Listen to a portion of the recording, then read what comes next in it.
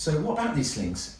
What are they and how do we get them going? How do we work them? So the slings have been described into 4 categories by someone called Leah in 2011. Now, what she described is that we have these 4 areas. Then we have the anterior oblique slings, these muscles coming from here to here. We have our posterior oblique slings. Again, I've described this before, coming from our back here to our glutes on the other side. We have our deep longitudinal slings, and we have our lateral slings. So all of these work together to give us our function. I'm going to go through each one of these now. So let's start with breaking down into these 4 different slings. So we have our anterior oblique sling, our AOS. Now this is made up of our abductor muscle, which is up in here. We have our external obliques, which are coming down like this, and when they contract, as you contract through these muscles here, they contract here, they cause a rotation, okay? So they kind of pull you in and they help you rotate.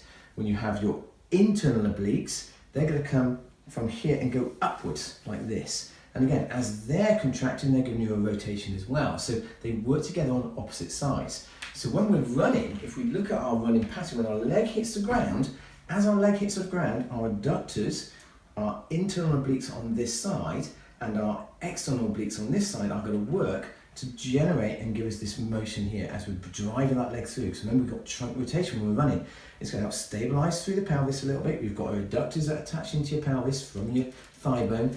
You've got your internal obliques, which are coming up through here. Okay, again, they're stabilizing from your pelvis in towards your spine, around your rib cage, and it's helping them with your external obliques to contract, and it's generating that stability here and that rotation to allow you to generate that force ready for the next leg.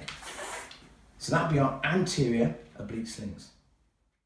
So general exercises that help for this will be things like, you can do your planks and you can do your side planks, but they're very static. We need something more dynamic, all right? So we need something that's going to generate more force.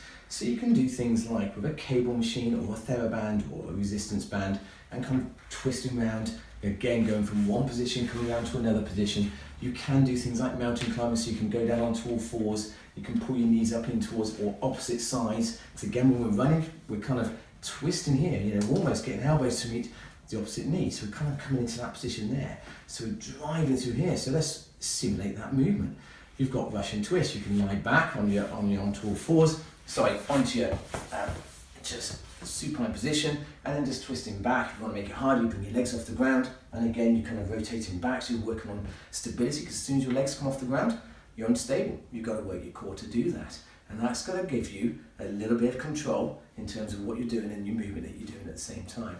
So there's quite a few things that we can be doing, but make it functional, make it specific to what you need to be doing.